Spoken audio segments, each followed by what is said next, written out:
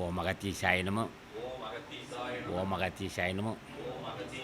ஓம் அகத்தீசாய நமோ. ஓம் அகத்தீசாய நமோ. ஓம் அகத்தீசாய நமோ. ஓம் அகத்தீசாய நமோ. ஓம் அகத்தீசாய நமோ. ஓம் அகத்தீசாய நமோ. ஓம் அகத்தீசாய நமோ. ஓம் அகத்தீசாய நமோ. ஓம் அகத்தீசாய நமோ. ஓம் அகத்தீசாய நமோ. ஓம் அகத்தீசாய நமோ. ஓம் அகத்தீசாய நமோ. ஓம் அகத்தீசாய நமோ. அன்புள்ள பெரியோர்களே, தாய்மார்களே, அனைவருக்கும் வணக்கம். இந்த சங்கம் ஆசான் அகத்தீசன் திருவடியை பற்றி உள்ளது. அவர் ஆட்சி இல்லாமல் ஒன்றும் செய்ய முடியாது. அவர் உலக மகா தலைவன். எதை கேட்டாலும் தருவார். எதையும் கேட்கலாம். நான் கேட்டேன், ஆசானே அகத்தீசா, ஏழை எளிய மக்கள் பசியாட்டனுப்பா, அதுக்கு நீ தான்ப்பா அருட்சின்னு கேட்டோம். ஆரம்பத்தில் ஏழை எளிய மக்கள் பசியாட்டணும், அதுக்குரிய பொருளும் வாய்ப்பும் தரணும்னு கேட்டோம். ஆசான் புருதி சேர்ந்தார். மீண்டும் தொண்டர்கள், பண்புட தொண்டர்கள் வேணும்னு கேட்டேன். அதுக்கும் அருள் செய்தார். இந்த சங்கம் அந்த அளவுக்கு வளர்ச்சி காரணம் பண்புட தொண்டர்கள். இந்த சங்கத்துக்கு யார் யார் பொருள் செய்தார்களோ அவர்களும் நீடு வளர்ந்து வாழ்த்துக்கிறோம். சங்க தொண்டர்களுடைய திருவடியை வணங்கி கண்டு ஒத்திக்கிறோம். அதே சமயத்தில் யார் யார் மனம் ஊந்து பொருள் தராங்களோ அவங்க திருவடியை வணங்கி என் சிறமையை வைக்கிறேன். ஆக ஒருவரை மதிக்க கற்றுக்கொள்ள வேண்டும். முதல் தொண்டு செய்யவனை மதிக்கணும். அரசாணை கேட்பேன், இந்த தொண்டன் நீடு வாழ வேண்டும். யார் யார் மனம் ஊந்து தொண்டு செய்கிறார்களோ அவர் நீடு வாழ வேண்டும். அதுக்கு நீர் தான் அருள்சின்னு கேட்போம். தொண்டர் நல்லபடி இருந்தால் தான் நம்ம சங்கம் வளர்ச்சி அடையும். ஆக உயர்ந்த தொண்டர்கள் நல்ல மனசோடு பொருள் செய்கிறாங்க. அவங்கெல்லாம் நீடு வாழன்னு வாழ்த்துக்கிறேன். ஆனால் எனக்கு இன்றைக்கு காலகட்டத்தில் அதிகமாக பேச முடியாது. காரணம், 4 வருஷம் உப்புல கஞ்சே சாப்பிட்றோம். ஆத்தி போல் தூக்கம் கிடையாது. கடுமையான உழைப்பு இல்லை. எப்பா அகத்தீசா, திருமல தேவா, ராமலிங்க சாமிகளே, மாணிக்க வாசகா, அகத்தீசா, நீங்கள்லாம் பெரிய மகன்கள்ப்பா. நாயின்னு பாவி தான்ப்பா நான். என்னை போன்ற பாவி யாரும் இல்லையா. என்னை காப்பாற்று தாயே, என்னை காப்பாற்று தாயே. முருகா, சர்க்குருநாதா, சாந்த ஸ்வரூபா, நாயின்னு கடையனாகி என்னை ஒரு பொருட்டாக பாரு. உன் பார்வைப்பட்டால் போதும். கருணை கொண்டு என்னை பார்த்தால் எனக்கு ஆற்றல் வரும். ஆற்றல் என்பது தயசிந்தை. அந்த தயசிந்தை எனக்கு ஆற்றல். எனக்கு தயசிந்தை வேண்டும். பிறரை மதிக்க கற்றுக்கொள்ள வேண்டும். எல்லா உயிர்களுக்கும் அன்பு காட்ட வேண்டும். அதுக்கு நீ தான் அருட்சின்னு கேட்டோம். ஆனால் உன்னுடைய திருவருள் துணை இல்லாமல், முருகா, உலக மகா தலைவனே, உன் ஆட்சி இல்லாமல் இந்த உலகத்து ஒன்றும் இல்லையப்பா. நீ என்னை காப்பாற்று. அது மட்டும் இல்லை, யாரெல்லாம் உன் திருவடியை பூச்சிக்கிற முருகா, அடியனுக்கு ஞான சித்திக்க வேண்டும். முருகா, அடியனுக்கு ஞான சித்திக்க வேண்டும். இல்லறமும் நல்லபடி இருக்கணும். யாரும் இல்லறத்தை விட்டு திறக்கணும், இல்லறத்தை விட்டு போகணும் அவசியம் இல்லை. இல்லறத்திலே இருக்கலாம். ஆனால் காலை எந்திரிக்கும் போதே முருகா, திருஞான சம்பந்தா, போக மகரிஷி, கரூர் தேவா, ராமலிங்க சாமிகளே, இந்த பாவி ஒரு பாரப்பன்னு சொன்னால் போதும். எல்லா நூல்களும் படிக்கலாம். நாங்களாம் பள்ளிக்கூடத்துக்கு போகலை. ஆனால் எல்லா நூல் படிக்கிறோம். என்ன காரணம்னா, நான் வணங்குகிற தலைவன் எல்லா மொழியும் பேசுவோம். இப்போ ஞானிகள் அத்தனை பேர் எல்லா மொழியும் பேசுவாங்க. ராமலிங்க சபை இருந்தாலும் சரி, யாராக இருந்தாலும் சரி, உலகத்துக்கு எல்லா மொழியும் அவங்களுக்கு தெரியும். ஆக நாங்கள் வணங்குகிட்ட கடவுள் எல்லா மொழியும் வல்லவன், மனமெல்லாம் பெருவாள் பெற்றவனையும் வணங்கியிருக்கிறோம். இப்போ ராமலிங்க சாமி கேட்குறோம், அவர் தயசிந்தை வேணப்பா. என்ன வேணாம், எனக்கு தயசிந்தை வேணும். பிற உயிருக்கு படுகின்ற துன்பத்தை நான் உணரணும். அதுக்குரிய அறிவு நீ தான் தரணும் என்று கேட்டிருக்கோம். அப்போ எதை கேட்குறோமோ அதான் தருவார். அப்போ இல்லறத்தான் என்ன செய்யணும்? அப்போ இல்லறத்தான் மனைவி மக்கள் நோய் வராது இருக்க வேண்டும். அதுக்கு நீ தான் அருள் செய்யணும். அப்படி குடும்பமும் நடத்திக்கணும். குடும்பமும் நடத்தணும். அதே சமயத்தில் துறவும் இருக்கணும். துறவு என்பது என்னன்னு கேட்டான், காவி கட்டுறது துறவு இல்லை, மனத்துறவு. மனசில் துறவு இருக்கணும். வியாபாரம் செய்வான், மனைவிக்கிட்ட அன்பு காட்டுவான், எல்லாத்தையும் பேசிகிட்டு இருப்பான். அதே சமயத்தில் சிந்தம் மட்டும் ஆசான் அகத்திய சமயத்தில் திருவடி இருக்கணும். அதான் துறவு. துறவு என்பது ஊராக சுற்றுவதில்லை, ரகசியமாக மனசுக்குள்ளவே அகத்தீசா, நீ பெற்ற அந்த பேரின்பத்தை நாயின்னு கடையனாகிய நானும் பெறவேணும் தாயே, நீ தான்ப்பா எனக்கு அருள் செய்யணும். அப்படி கேட்டால் போதும், எல்லாம் தானே வந்துடும். கேட்குற முறையோடு கேட்கணும். அது மட்டும் இல்லைப்பா, உன் திருவடியை தினம் மறவாது இருக்க அருள் செய்யணும். அது ஒரு வாய்ப்பு கொடு. எனக்கு ஒரு ஒன்றும் வேண்டாம். நான் பாவி தான். ஆனால் அடிக்கடி என்னுடைய சிந்தனை தடுமாறுது. நான் குடும்பஸ்தன்ப்பா. குடும்பஸ்தன், மனைவிக்கு பிரச்சனை இருக்குது. இத்தனை பிரச்சனைகளிலும் உன் திருவடியை மறவாது இருக்க போதும். அது ஒன்று இருந்தால் போதும். இந்த வெல்லுவேன் வெல்லுவேன் வெல்லுவேன் எதை? பொறாமை குணத்தை. வெல்லுவேன் வெல்லுவேன் வஞ்சகத்தை. வெல்லுவேன் வெல்லுவேன் பிறர் மனம் புண்படி பேசாதிருக்கக்கூடிய அறிவை. அந்த வாய்ப்பை பெறுவேன். வெல்லுவேன் வெல்லுவேன் பிறவி துன்பத்தை வெல்லுவேன். பிறவி துன்பம் என்பது சாதா விஷயம் இல்லை. அவன் எவ்வளோ பெரிய ஆளாக இருந்தாலும் சரி, அவனை மரணம் அணையை கொண்டு ஏமனம் பண்ணி கொண்டு விடுவான். ஆனால் அகத்தீசனையோ திருமலை தேவரையோ கரூர் முனிவரையோ யாரையோ ஒரு மகானை தினம் பூஜை செய்து வந்தால் மரணத்தை வெல்லலாம் மரணத்தை வெல்லலாம். சரி, அவ்வளோ இழுக்குவாக இருக்குன்னா, அகத்தீசா நீ பெற்ற அந்த பேரின்பத்தை அடியேன் பெற வேண்டும். அடியேன் மரணமில்லா பெருவாள் பெற வேண்டும். அடியேன் மரணமில்லா பெருவாள் பெற வேண்டும். அடியேன் மரணமில்லா பெருவாள் பெற நாக்கு தழும்புறபடி கேட்கணும். அப்போ குடும்பத்தை இருக்கிறான். குடும்பத்தை உள்ளவனும் இப்படி அடிக்க கேட்கலாம். எல்லாருமும் நடக்கும். துறவு ரொம்ப சிறப்புனா. துறவு என்பதே ஆசான் திருவடி தான். அப்போ சைவத்தை மேற்கொள்வதற்கு அறிவு வேணும்டா. ராமலிங்க சாமிகளே, நான் இந்த கறி மாமிசம் சாப்பிட்றப்பா, அந்த பழக்கத்தை தானே விடுபட முடியலையா? நீ எல்லாம் தயவுடைய தெய்வமே, நான் மாமிசம் சாப்பிட்றேன், புலால் உண்டுகிட்ட கொடிய பழக்கம் என்னட்டு விட்டீங்கன்னப்பா, நீ தான்ப்பா அருள் செய்யணும். அப்படி கேட்டால் கேட்டுக்கிட்டே இருக்கணும். அந்த அந்த உணர்வு மாறுவர்களும் கேட்டுக்கிட்டு இருக்கணும். கறி சாப்பிட்ற உணவு இருக்குப்பா, என்ன பாவம் செஞ்சேன்னு தெரியலப்பா, இந்த கறி சாப்பிட்ற மாதிரியே நாட்டம் இருக்குது. அதுலேருந்து நீ அறிவு விடுபடவும் நீங்கவும் அது அந்த ஆசையை விட்டு நீங்கணும் அப்படி கேட்கணும். சரி பேர் மது பழக்கம் வச்சுருக்காங்க. நானே சொல்லியிருக்கேன், மது பழத்தை வச்சுக்க, இந்த பழக்கத்தை அடிமை ஆகிட்டப்பா, என்னை என் குடியை கெடுத்துருதப்பா, இந்த பழக்கத்தை அடிமை ஆகி வெகு பேர் வாழ்க்கையை இழந்து போச்சு, மது பழக்கத்தை அடிமை ஆகிட்டப்பா, நீ தான் இருந்து விடுபட வேண்டும் கேட்கணும். அப்போ ஒவ்வொன்றும் கேட்டு பெறணும். ஆசான்னு கேட்கணும். புலால் உண்ணாது இருக்க வேண்டும். மது பழக்கம் மது குடிக்கிற பழக்கம் என்னை விட்டு நீங்க வேண்டும். கேட்கறது தருவாங்க, கேட்டுக்கிட்டே இருக்கணும். ஆக எந்த தீய பழக்கமும் இன்னும் எனக்கு கோபம் வருதப்பா, அந்த கோபம்ன்ற பாவி என்னை கொடுது. சாந்தமே ஒடிவாக இருக்க வேண்டும். நீ எப்படி சாந்தமே ஒடிவாக இருக்கிற? எவ்வளவு அன்பர்கள் அடியார்கள் எவ்வளவு குற்றம் செஞ்சாலும் தாய்மை குணத்தோடு இருக்கிற. ஆக அது மாதிரி தாய்மை குணக்க வேணும். அந்த சினம் என்ற கோபம் என்ற பாவி என்னை தொடர்கிறான். கோபம் இல்லாத இருக்கணும்.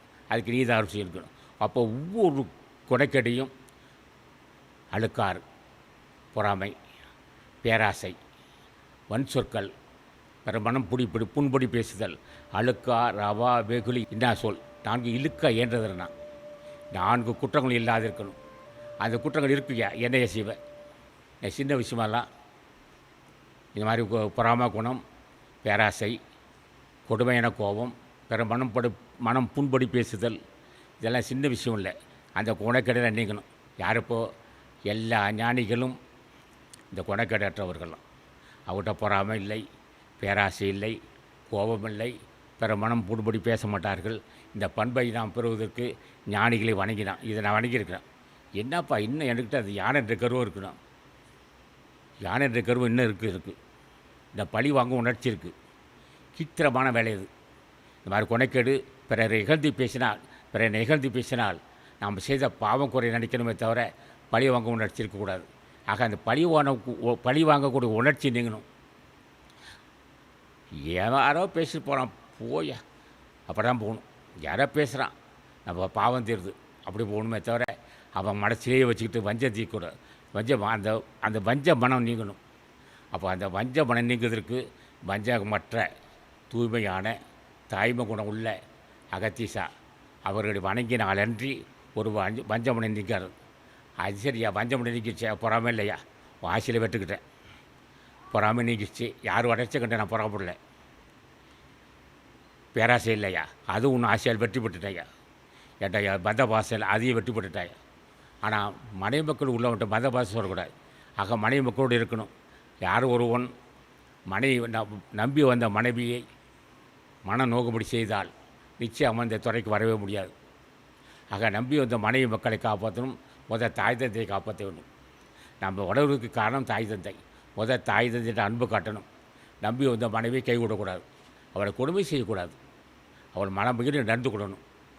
அவள் மனைவி என் கணவன் உயர்ந்தவன் சொல்லணும். ஆக அவள் மனைவி பாராட்டணும், என் மகன் உயர்ந்த மகன் என்று தந்தையும் தாயும் சொல்ல வேண்டும். ஆக ஒவ்வொருவரும் வேலை செய்கிறவன்ட்ட கேட்கணும், ஏன்னா இப்போ வேலை செய்கிறான், உணர்ந்து கடுமை வேலை செய்கிறான்ப்பா, அதை உணரக்கூடிய அறிவு இல்லைப்பா எனக்கு. அவன் அந்த உழைப்பை உணர்ந்து அவனுக்கு ஏற்ற மாதிரி நடந்து கொள்ள வேண்டும். அது சாதா விஷயம் இல்லை. சிலருக்கு பொருளாதாரம் மேலே வந்துக்கிட்டே இருக்கும், பிற துன்பத்தை அந்த உழைப்பை உணரக்கூடிய அறிவு இருக்காது. அப்போ ஆசானி கேட்கணும், எனக்கு யார் தொண்டு செய்கிறாரோ உதவி செய்கிறார்களோ, அல்லது என் கம்பெனியாக இருந்தாலும் சரி, அல்லது என்னுடைய நிர்வாகத்தை யாராக இருந்தாலும் சரி, அவன் உழைப்பை புரிந்து கொண்டு அவனுக்கு பொருளுதவி செய்யணும். ஆக அது மாதிரி எல்லாம் ஆசானி கேட்கணும். நம்ம இப்படியெல்லாம் கேட்டு நாங்கள் பெற்றிருக்கோம். இப்போ தொண்டர் இருக்காங்க, அந்த தொண்டர்கள் ஒவ்வொருவரையும் புரிந்துக்கொள்வோம். ஆக தொண்டரை புரிந்து அவர்களுக்கு உதவி செய்யணும். ஆக தொண்டர் வாழ்க்கையே எனது வாழ்க்கை, அவர் வாழ்வே எனது வாழ்வு. அவருடைய வாழ்க்கை எந்த அளவுக்கு மூண்டெடுதோ அந்த அளவுக்கு நான் உயர்வேன். ஆக அவர்கள் வாழ வேண்டும். ஆக இந்த சங்கம் படக்கூடிய மக்கள் கண்ணாடி செஞ்சுருக்கு, நாங்களும் செஞ்சோம். கேட்டுக்கிட்டேன், ஒரு அகத்தீசா ஏழை எளிய மக்கள் பசியாட்ட அருள் செய்யப்பட்டிருக்கோம்.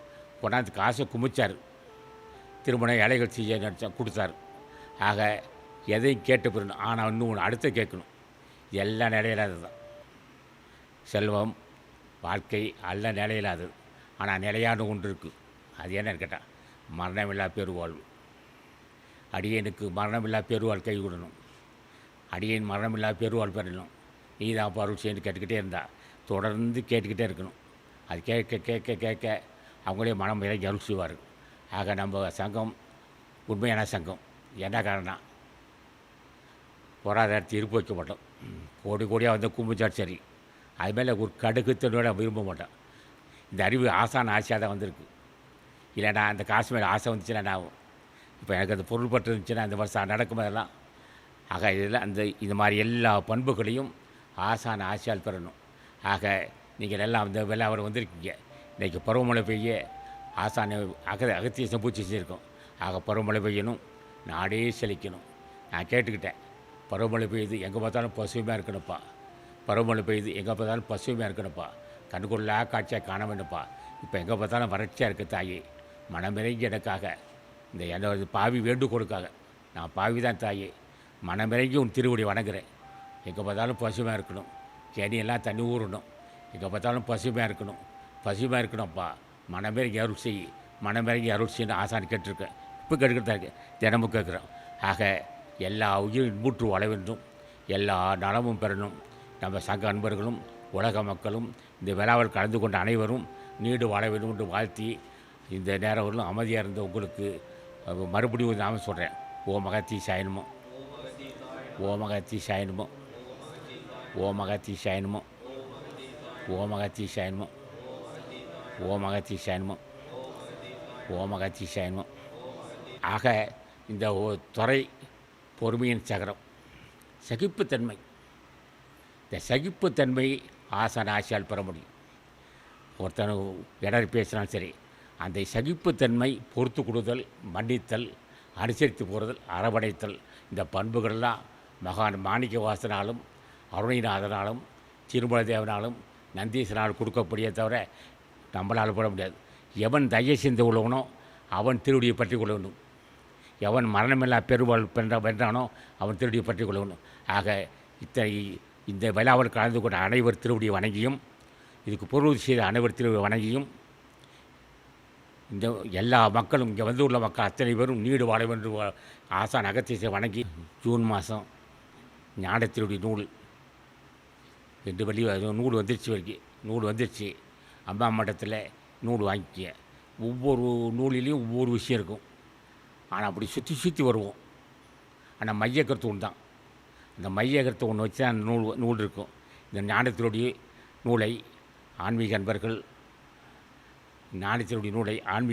வாங்கி படிக்கணும். இந்த வேறு ஒன்றும் வேண்டாயா, எவ்வளோ நூல் படித்தாலும் புரியாது. ஏன்னா அவ்வளோ ரகசியம் உள்ளதுன்னு கொடுக்கலாம். திருமந்திரம், அருட்பா என பல நூல்கள் சிவஞானபோதம் ஒன்று இருக்குது. அது மிகப்பெரிய கடினமான நூல் அது. அதுலேயும் அதில் எழுதியிருக்கோம் நூல். ஆக இந்த நூல் ஞானத்தினுடைய நூலை ஜூன் மாத நூலை எல்லோரும் வாங்கி படிங்கள். ஞானத்திருவி வந்து ஒரு தெளிவான நூல். அது கடவுளால் சொல்லப்பட்டது, நான் சொல்லலை, கடவுளால் சொல்லப்பட்டது. அதை வாங்கி படித்தா உங்களுக்கு உண்மை தெரியும். உண்மை ஆன்மீகம் அதில் இருக்குது. இந்த நூல் ஆங்கில பெயர்ப்பு செய்திருக்கிறார் ராஜாராமா அவர்கள். சிறந்த புலவர், ஆங்கிலத்திலும் தமிழ்லையும். அவர் பெரிய நான் மனுபட வாசத்துக்கு பல கவிகளை பயன்படுத்தியிருக்கேன். அது அத்தனையும் உள்ளே புகுந்து வந்திருக்கார். ஆசான் அவர் எழுதும் போதே ஆசான் அகத்தீசான் இங்கே இருந்தார். அது அவருக்கு தெரியாது. அவர் பேனா பிடிச்சார். அவர் பேனாவில் இருந்து எழுதுகோள் எழுதுகோளை பிடிக்கும் போது உள்ள புகுந்தார். அகத்தீசன் உள்ள புகுந்தா நூல் எழுதியிருக்கார். இந்த ஆங்கில மொழிபெயர்ப்பு எழுதும் போதே ஆசான் திருமலைதாரும் அகத்தீசன் கூடவே இருந்திருக்காங்க. அது அவருக்கே தெரியாது. அவர் எழுதியிருக்காரு. ஆனால் அவர் ஆசான் அவர் எழுத வச்சிருக்கிறார். அற்புதமான நூல் இது. இந்த மனுபண்டை ஆங்கில பெயர்ப்பு, இந்த ஆங்கில மொழிபெயர்ப்பு அற்புதம் ஒன்று செய்திருக்காரு. அவரையும் அவர் குடும்பத்தாரையும் வாழ்க்கை என்று வாழ்த்தி நூலுக்காக இந்த நூல் சிறக்க வேண்டும், நூல் பரவணும். அதுக்கு அவரும் அவர் குடும்பத்தாரை வாழ்க்கை வாழ்த்தி முடிக்கிறேன்.